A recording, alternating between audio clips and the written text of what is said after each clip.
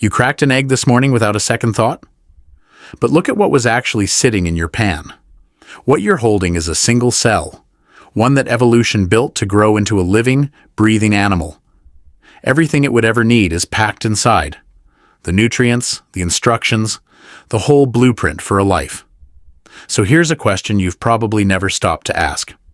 Why do we eat this one bird's eggs, while almost every other animal's version on the entire planet never comes anywhere close to a plate? It's one of the most ordinary things in your whole kitchen, and the reason it's there turns out to be far stranger than it looks. The numbers are honestly a little staggering. People eat more than 1.2 trillion chicken eggs a year. That's over 150 eggs for every single person alive, all from one species of bird. And yet there are around 10,000 species of birds out there. Add in the reptiles, the fish, the amphibians, the insects, and almost every one of them lays eggs too. Almost none of those eggs will ever end up on a table. Here's the part that quietly changes how you'll see breakfast. The chicken didn't win because its eggs are somehow better. It won because of a long chain of accidents that had nothing to do with taste at all. Let's walk through it. Because the moment you start actually looking, that neat little rule falls apart. Almost every egg on this planet is technically edible. Many of them are eaten by millions of people every single day, without a second thought. So the real question was never whether we could eat them. It's why we quietly decided we wouldn't. Start with the bird that came closest. Quail eggs. Tiny, speckled, sold in little tins across parts of Asia and Europe. People treat them almost like miniature chicken eggs, and biologically that's basically what they are. Same bird family, same structure, just smaller. And that tells us something. Once a culture has already accepted one bird's egg as food, a close relative slides right in behind it. No hesitation, no disgust. Duck eggs follow the exact same path. Richer yolk, thicker shell, but close enough to a chicken egg that most people never stop to question them. Now, it gets a little more uncomfortable. In the Philippines, Vietnam, and Cambodia, one of the most popular street foods around is balut, a fertilized duck egg, incubated for 2 or 3 weeks, boiled and eaten with the partly developed embryo still inside. Millions of people eat it casually, the way you might grab a boiled egg on the way to work. And for someone raised at a Western breakfast table, just that description can be enough to turn the stomach. But structurally, it's the same egg you had this morning. It was simply caught a few days further along. A psychologist named Paul Rosen spent decades studying exactly this reaction, and what he found is worth sitting with. Disgust, it turns out, isn't really about danger. Most of our disgust responses aren't instinct at all. They're learned, picked up after we're born. Balut doesn't repel people because it's more dangerous than a chicken egg. It only repels the people who didn't grow up with it, and does nothing to the people who did. Same biology, 2 completely opposite reactions. The egg never changed, the upbringing did. Let's go further out. Fish eggs. And this one quietly breaks the whole pattern, because fish eggs aren't some hidden secret food.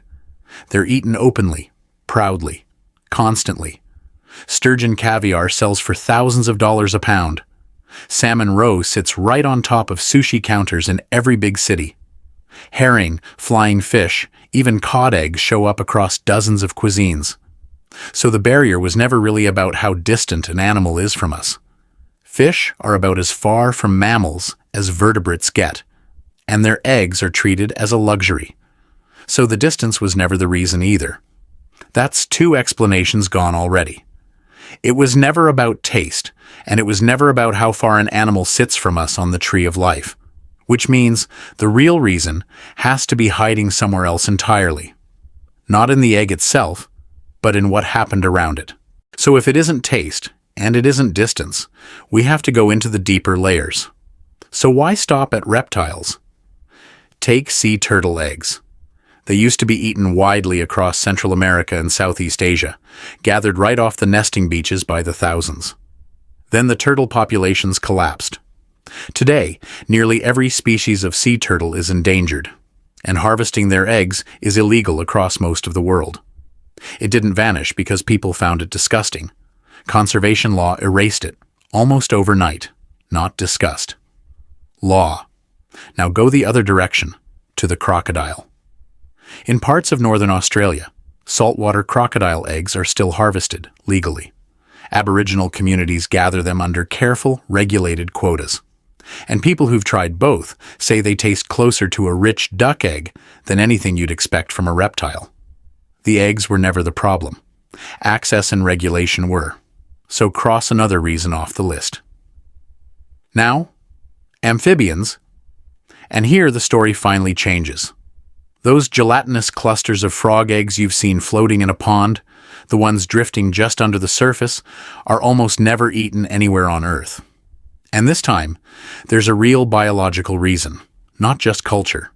Frog and toad eggs are mostly water and jelly, with almost no calories worth chasing. And many species coat them in mild toxins to stop predators doing the exact thing we're describing.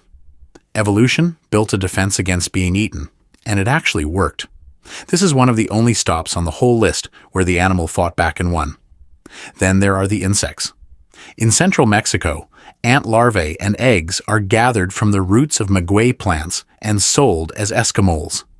Expensive, prized, and eaten in that region for a very long time, since before the Aztec Empire existed. And yet, most people elsewhere have never even heard the word. Not because it's unsafe, but because that tradition never spread the way industrial chicken farming did. And here's a layer almost nobody mentions, one that traces back to a genuine tragedy. In the 1800s, passenger pigeons filled the skies of North America. Not thousands, not millions, billions. Their eggs were gathered by the wagon load and sold cheap in city markets, right alongside the birds themselves. But within a few decades of unregulated harvesting, the entire species collapsed. The last one, a bird named Martha, died alone in captivity in 1914. That collapse led directly to the Migratory Bird Treaty Act of 1918, a law making it illegal to collect the eggs of nearly any wild bird without a permit. Similar protections now exist across Europe and much of the world. So an entire category of eggs, from robins to hawks, isn't off the menu because we find it gross. It's off the menu because the last time we treated wild bird eggs as unlimited food, a whole species vanished inside a single lifetime. Religion added another layer on top. Kosher rules only allow eggs from birds that are themselves kosher. And even then, an egg with a visible blood spot has to be discarded, read as a sign of life already beginning. Islamic guidelines carry similar limits. These rules were written thousands of years before anyone understood embryology, and they're still quietly shaping what sits on the shelf today. Then there's the layer installed in you before you could even remember it. Childhood imprinting is one of the strongest predictors of what an adult will happily eat. The window for accepting a new food without disgust tends to close around age 2 or 3. A child raised around balut or Eskimos grows up feeling nothing when they eat them. A child who only ever sees eggs in a carton grows up recoiling at a duck embryo. Nobody is born disgusted by a fertilized egg. That reaction gets installed later, and once it's in, it rarely ever comes back out. So there it is. Taste, distance, disgust, law. Every explanation we started with crossed off. Which leaves just one, and it has almost nothing to do with the egg at all. So here's the real answer. And it comes down to something almost boringly practical. Productivity. A wild bird lays maybe 10 to 20 eggs a year, on nature's schedule. A modern hen lays around 300. Line those two up, and it isn't even close. And that number isn't natural. It was engineered. Generation after generation of relentless selective breeding, turning the red jungle fowl of Southeast Asia into the most productive egg layer on Earth. Ducks top out around 150 to 200. Quail get close in number, but the eggs are a fraction of the size. Nothing else comes anywhere close. Once chickens could produce that kind of volume, reliably, cheaply, safely, there was no economic reason left to industrialize anyone else. The market didn't pick the tastiest egg. It picked the most productive animal. And every food culture on Earth quietly built itself around whatever that animal happened to be. Safety sealed it.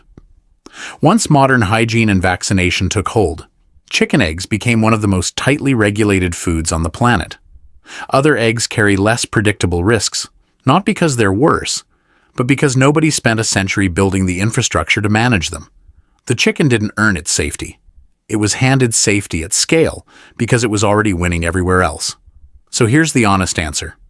Chicken eggs aren't uniquely safe, nutritious, or delicious, not next to a duck, a quail, or even a crocodile egg.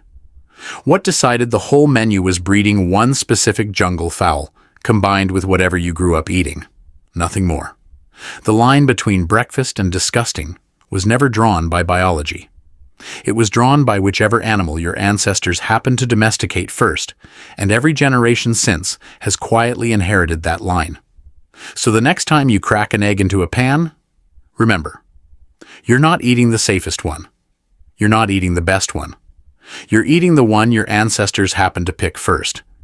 If this made you look at something ordinary a little differently, stick around. There's always another one hiding in plain sight.